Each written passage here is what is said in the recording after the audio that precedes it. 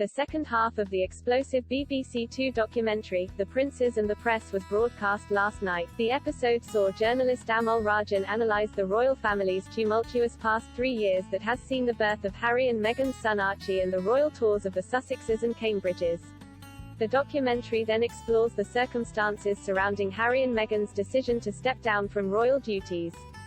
Mr. Rajan also considers Princess Diana's experiences with the press and the implications they may have had on her sons.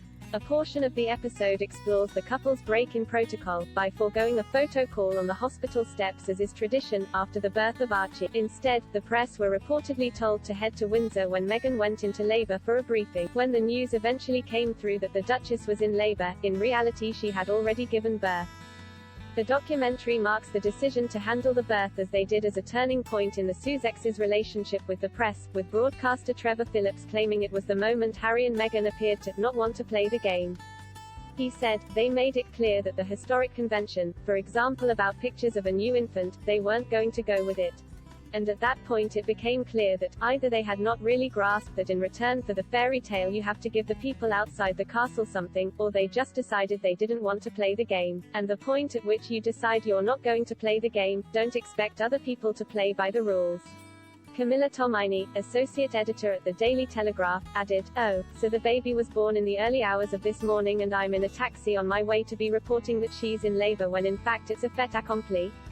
And by the way, they're not going to tell us much, including where the baby's been born, so if I'm asked live on air where the baby's been born, I won't be able to say that." The Duke and Duchess of Sussex shared the news of Archie's birth on their Instagram account and allowed for a very small photo call days late. Sky News royal correspondent Rhiannon Mills explained, "When we finally were introduced to Archie it was 3 days after he was born. They decided they wanted to do a very small photo call. Of course, Harry and Meghan quit the royal family in 2020, widening the rift between the Sussexes and the rest of the firm." Earlier this year, in a now infamous tell-all interview with Oprah, Meghan discussed her decision not to take the traditional photos on the hospital steps following Archie's birth. Meghan claimed her decision was based on a concern for Archie's safety.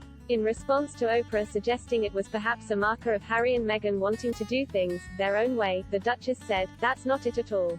Amol Rajan's new documentary has caused significant controversy and added to tension between the BBC and the royal family. In a rare move, Buckingham Palace, Clarence House and Kensington Palace last week released a joint statement criticising the programme. The royal households believed the princes and the press to have made overblown and unfounded claims. The statement added that the firm were disappointed the broadcaster had given credibility to such claims.